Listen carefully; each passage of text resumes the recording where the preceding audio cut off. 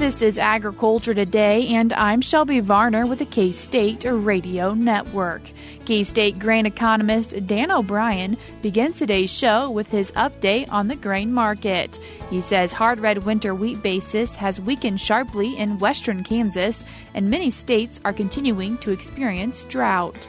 Continuing the show is Jason Warner, K-State cow-calf extension specialist, as he discusses how keeping records on cattle operations can help understand more about cows' reproduction and break-even analysis. Chip Redmond, K-State meteorologist, concludes this week's show with a weather update. He says we are entering our second season of potential severe weather. That and more is coming up ahead on Agriculture Today.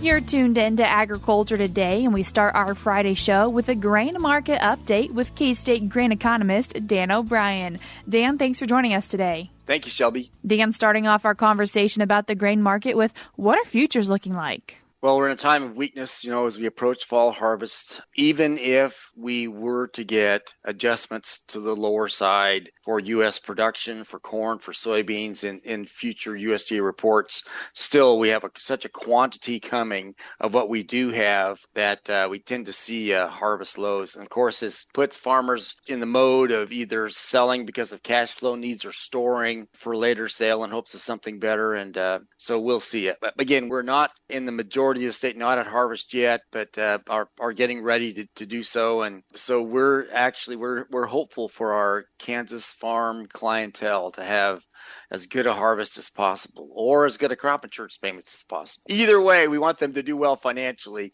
and so we'll see what happens. A month from now, basically, by the time we get the middle, moving a little bit beyond middle of October, then a lot of harvest will be out, or will be on the latter half of it.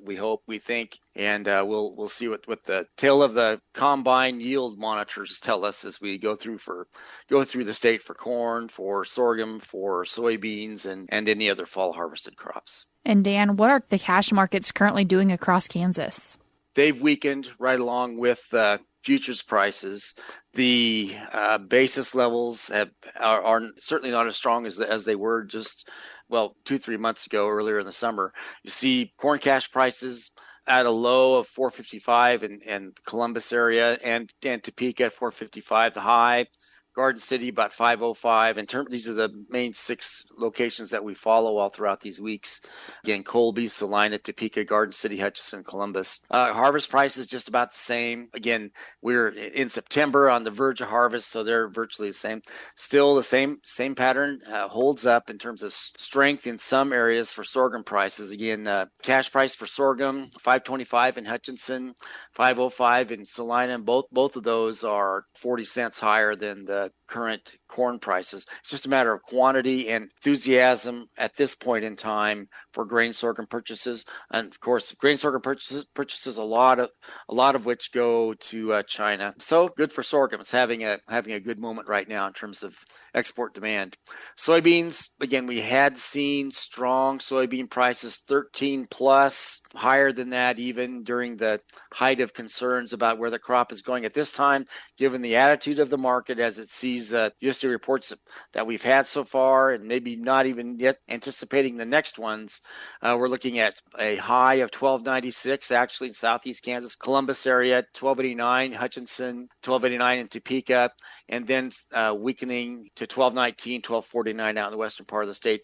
And new crop bids just a little bit lower than that. Garden City, again, $12.49, cash beans, $12.40 for the new crop bids that are out there. So interesting to watch. And for wheat, right during the time when farmers are going to make decisions to seed wheat or not, we're seeing this weakness now in the cash markets. The current cash bids running at, a high of $6.91 in Salina, $6.86 in Topeka, $6.91 in Hutchinson. Other prices lower than that. New crop bids for next year is really where people's attention probably is more so. And those are kind of, they're ranging from $6.49 on the low side out in northwest Kansas and Colby up to a high of 679 actually in Topeka. So you've got that, and also farmers are considering moisture, etc. And as you stated before we came on the air, what a turn now in the very southwest corner of the state, which had been for a period of years just horribly dry. Now suddenly they've been catching moisture. So that's a factor on to consider for wheat seedings. Also, you have the crop insurance price that is finally closed now, that discovery period running from August 15th to September 14th for the 2024 hard Redmond wheat contract ended up with a price of $7.34.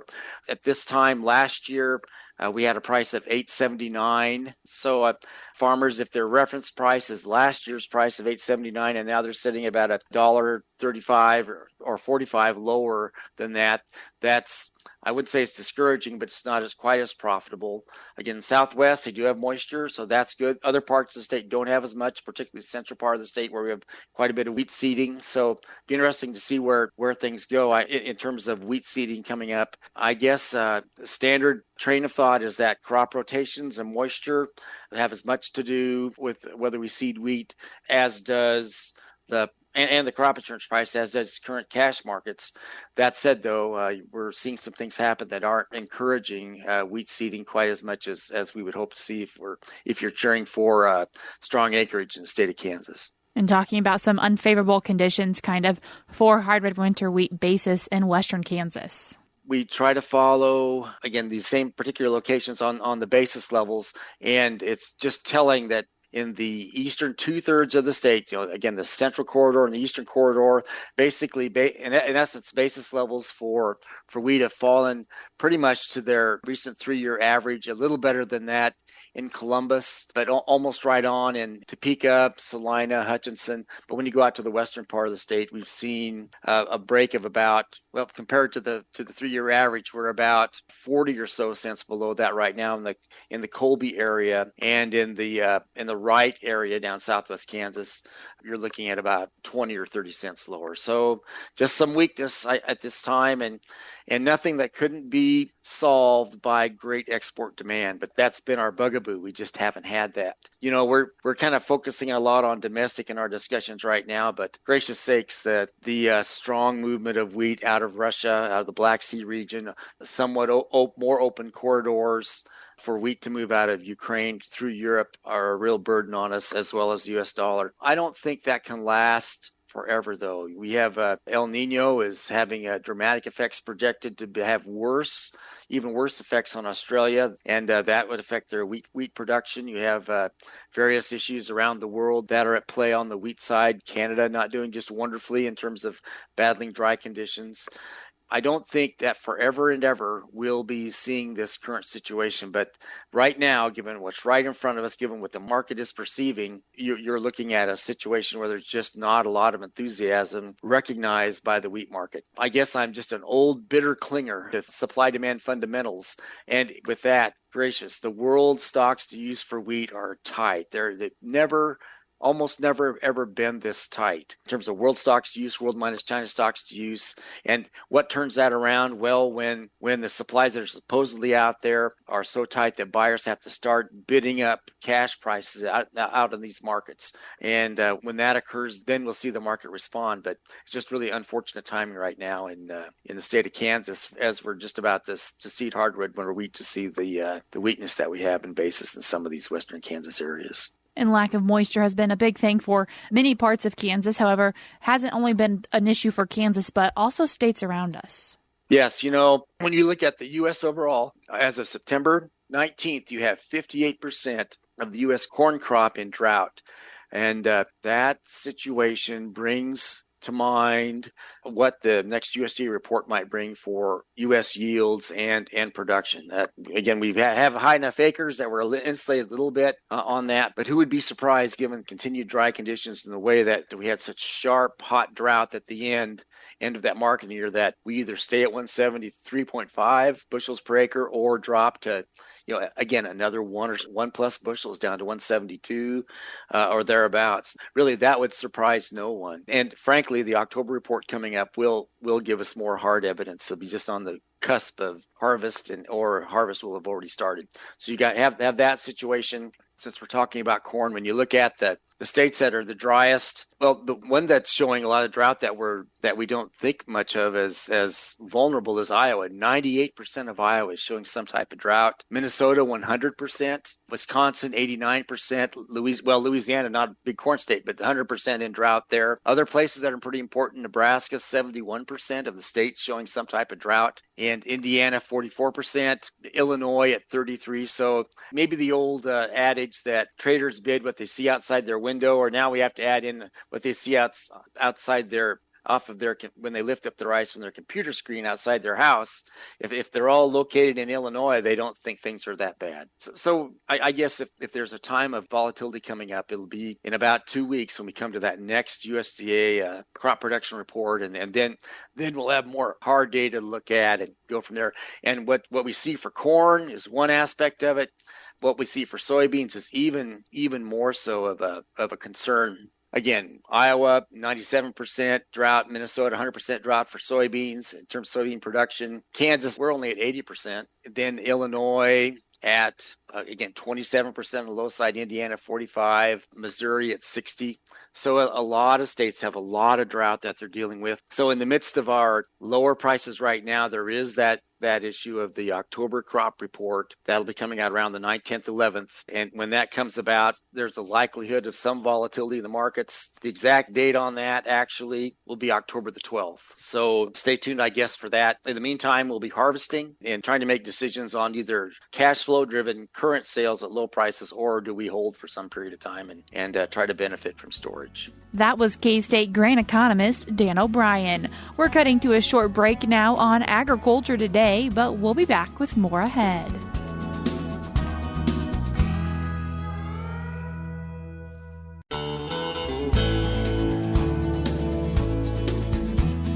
You're tuned in to Agriculture Today, and we continue our show now discussing the importance of keeping records and how they can be used in cattle productions. And then to talk about it, we have K-State Cow-Calf Extension Specialist Jason Warner. Jason, thanks for joining us today. Thanks for having me on, Shelby. Appreciate the opportunity, as always. Talking about record keeping, why is this something that's really critical for cattle production? Record keeping is a topic that I think always has a lot of relevance and importance when we're thinking about making informed management decisions for producers. And record keeping is one of those things where we can make our record keeping system as complex and as elaborate as we want to make it, or we can also make it as simple as we want to make it. So it really goes back to each individual operation's goals and objectives for their cow herd. But it's really important, I think, regardless of whether a specific producer is a seed stock or a commercial cow-calf producer, you need to think about making some of these record-keeping decisions from an overall herd performance and a herd reproduction standpoint. And I think that's really critical. Certainly if you're a seed stock producer and you're going to record some additional information on cow performance and calf performance, certainly you're going to turn that into a breed association, and so you've got that information. But I think the question is are you looking at the overall performance of the cow herd from a performance and from a reproduction standpoint? And I think that's really critical when you think about making some informed decisions with today's feed costs and calf price levels, all of that. I think that's really critical. What are the basic records that producers really should take the time to keep? If you're only going to record one piece of information on your cow herd, record your calving dates, because that can tell you a lot about where a herd is from a nutrition and from a reproduction standpoint. Being able to have calving dates recorded allows you to be able to look at a couple of different things. Your calving distribution, looking at the percentage of those calves that are born within each cycle of the calving season, because if you have a higher percentage of those calves that are being born in that second or in that third cycle of the calving season, tells us that for whatever reason we've got some females that they're conceiving later in the breeding season, and we know that has negative implications from overall calf weaning weight perspective, because that'll drive down our overall average weaning weight. On the other hand, too, being able to look at calving intervals on an annual basis for individual females is really important. So if we've got some females, if they have longer than a 365-day calving interval and they're getting bred later for whatever reason, we can identify those females and maybe tie that back to body condition score at calving. And being able to look at that, and we can make some targeted strategic management decisions if we've got a group of females that they're calving later than what we would like, or their overall calving interval is later than what we would like. We can make some strategic management decisions there. And maybe that means that female, she just doesn't fit your management, maybe from a genetic standpoint. On the other hand, too, maybe we need to change our management approach with that female at key times of the year. And so having that type of information is really critical for us to be able to do that. And again, that's fundamental regardless if you're a seed stock or commercial producer. And a portion of keeping records is only keep records that you're actually going to be able to utilize and understand for your operation. I think a really important thing that you got to remember is that if you're going to record certain information on cow herd, on animal performance, that's great if you're going to utilize it. But if you record that information and then you let it sit in a file somewhere and you never really go back and actually do much with it, there's maybe not necessarily a lot of value there. So I think that's always an important decision for folks to be keeping in mind and thinking about is, are you going to utilize and how you're going to utilize that information? That's always critical for us. Not only just on the scope of a singular cow in a cow herd, but the overall cow herd, and how do those measurements of production tie into reproduction? That's really the key, and so I think about, a very important unit of performance that often gets discussed is calf crop percentage, which, depending on how you look at that, there's some different definitions of that, but really the ultimate or the truest definition that's really described that well is we're looking at calf crop percentage, and that means calves weaned per cow exposed. So you're looking at that on a per cow exposed basis. And so really what calf crop percentage is, it's a combination of our conception rate percentage, the number of females that are pregnant or that conceive relative to the number of females that are exposed, our calving percentage, which is a function of the number of live calves that we get relative to the number of females that are pregnant at the start of the calving season, and then the percent weaned, which would be the percentage of live calves weaned relative to the number of live calves that are born from that calving season. So it's a function of those three numbers, our percent conception, our percent calved, and then our percent weaned, and all of those go together, and mathematically they all will contribute to a percent calf crop weaned per cow exposed. Just as an example, if you expose 100 females for breeding at the start of the breeding season, and after that breeding season, after the subsequent calving season, you get 85 live calves at weaning, you've got a percent calf crop weaned of exposed of 85%. So that's an important distinction to be thinking about, and that is a really important measurement. And the reason why it's important is because if for whatever reason, if we have some additional losses or we have a low number there and that number is less than what we would like it to be, most of the national data would suggest that our industry average is somewhere between, maybe 82 to up to maybe 86 or 87%. But it's important to be able to look at those data and break that down, because if for whatever reason our calf crop percentage is low, and we want to be able to determine why and make some good management decisions to help understand why, if we break those numbers down, we can identify where our losses are. And so I think that really helps from being able to make some targeted management decisions.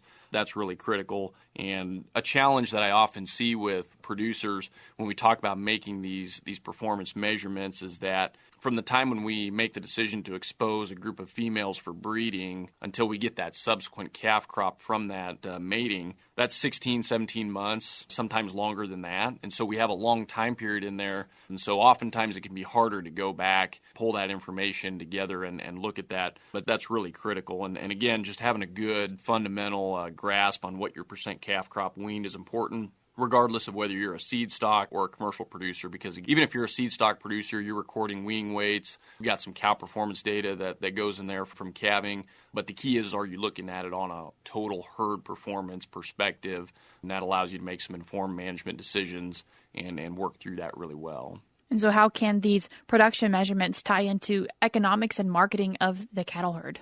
If we have a good handle on what our percent calf crop weaned, that will allow us to be able to determine what our unit cost of production or our break-even calf sale price is. So when we think about total annual cow costs, and so if we know what those total annual cow costs are, our production cost to run that female for a full year, if we know what our pounds of calf wean per cow exposed is, if we're going to sell those calves at weaning, we can use those two numbers to determine what our break-even calf sale price is, and we're accounting for those females that did not produce a live calf for us at weaning, and so that's why we want to look at it on a pounds of calf wean per cow exposed basis. So as an example, if you have total annual cow costs of $1,100 per cow per year, and you have an average weaning weight on your calf crop of 575 pounds, and that would be straight through across both steers and heifers, and if you have a percent calf crop weaned of 85%, and that's 85% calves weaned per cow exposed. If you multiply those numbers out, that'll give you a pounds of calf weaned per cow exposed of 489. So if you take 1,100 divided by 489, you'll come up with 225. If you're going to sell them at 575 pounds, but you have an actual percent calf crop weaned per cow exposed of 85%, that's the break-even price. That 225 is what you need to receive on that calf crop that you're going to sell on average straight through in order to generate enough revenue to pay for all the expenses on the cows. That's an important number that we always need to be thinking about and we need to have in mind, and just being able to work through that, and that'll help you make an informed management decision. Okay, am I comfortable with the price that I anticipate that I can receive, or maybe that I've already received if I've forward contracted those calves? Being able to accurately make an informed decision there. On the flip side of that, okay, maybe we're not anticipating being able to generate enough dollars for those calves, and so do we need to maybe look at another marketing alternative? But knowing what that break-even is really critical. So we often talk about, break-even on the agronomy side of things. We think about our break-even price on a per-acre basis. Well, I think it's important on the cow-calf production side of things. We need to be thinking about it in those terms as well. Is there other information available that can help producers kind of collect all this information? So there are a lot of different types of record-keeping systems that are out there, and some of the modern record programs that folks have available that are on the market today in the industry will incorporate a lot of what we call the SPA, or Standardized Performance Analysis Guidelines, into those programs. That is a standardized performance system that really helps producers be able to make informed decisions on how you account for your female inventory, and then put all those numbers on a standardized performance basis, so everybody's compared on an apple-to-apple basis, so to speak. And that information is available. You can contact your local extension professional or your beef specialist to help you out with some of those calculations and get some of that information. The other thing is that, you don't always necessarily have to have a record-keeping program to be able to make those kinds of decisions.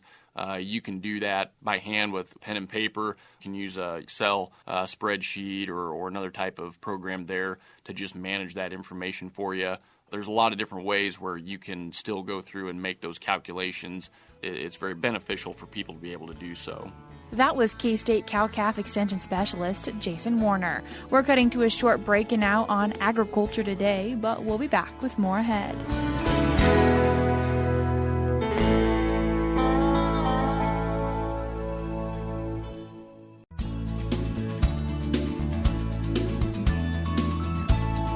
You're tuned in to Agriculture Today, and we continue our Friday show now with a weather update with K-State meteorologist Chip Redmond. Chip, thanks for joining us today. Yeah, thanks for having me. First, taking a look back at what we've had this past week, and we've gotten some hail. Yeah, hail and rain. A lot of folks, depending on where you're at, saw copious amounts of rain, as much as 4+ inches down in the southwest, west central, like Scott County area.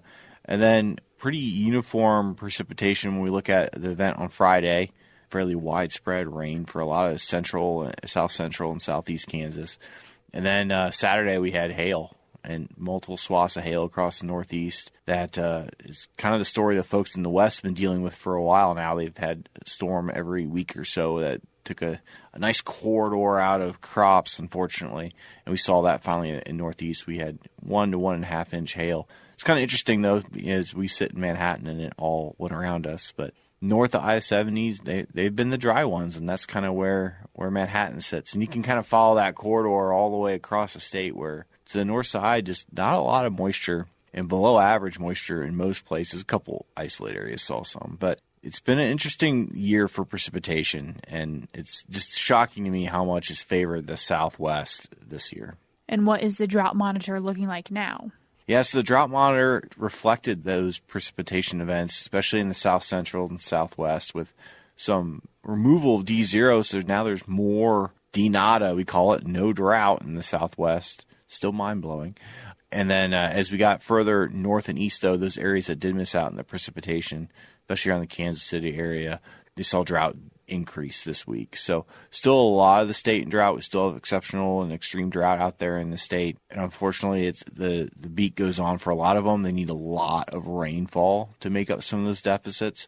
Just for instance, Manhattan this month, we're already down 2 inches of rainfall. And we're down 10 inches for the year. We get further east, we're talking up to 10 inches below normal for just the last few months, and up to 15 inches for the year. So big amounts to make up in some of these drought-stricken areas that aren't likely to go away anytime soon. And Chip, are we entering now into kind of our second season of severe weather? Yeah, so every year the 2 periods of severe weather, the spring, obviously everyone knows that, but also the fall because of the same kind of thing. We've got the warm air still holding on and the cold air pushes coming in with active storm pattern as a result. And that typically brings a lot of cold air aloft, which is great for hail, but can also bring some winds and tornadoes even. And with this kind of environment we've set up with just a persistent heat dome to the south and cold air starting to push in, we're going to see more severe weather, I anticipate, especially this weekend and then possibly even into next week. So it unfortunately means we could have some more damage to things, and hopefully folks can get stuff harvested before it becomes a problem. But severe weather does peak again in the fall, and hopefully everyone can review their preparedness plans and be aware. With the potential of upcoming severe weather, what are temperatures supposed to be like? Yeah, so the severe weather will be isolated. I don't expect anything significant. Most of it should be weighted to the eastern part of the state. And temperatures overall, despite a pretty active cold front coming through this weekend, we're going to keep temperatures above normal. Temperatures across the state should be in the upper 70s and in the mid to low 40s, depending on where you're at, and trending down by several degrees a week. And we'll stay above that. We'll stay near 90 through mid next week till the next system comes in. And with the potential of some severe weather, what are a few things people need to keep in mind?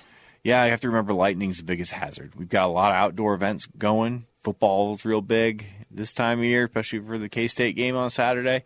Just be aware of lightning. Have some place to take cover if it does move in.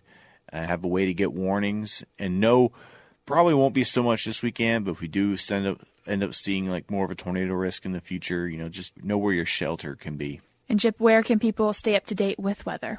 Yeah, so they can stay up to date at the Mesonet. They want to see current conditions, temperatures, and precipitation. That's mesonet.ksu.edu. And if you're looking for a place for warnings, I know a lot of phones get them these days. You can go to weather.gov.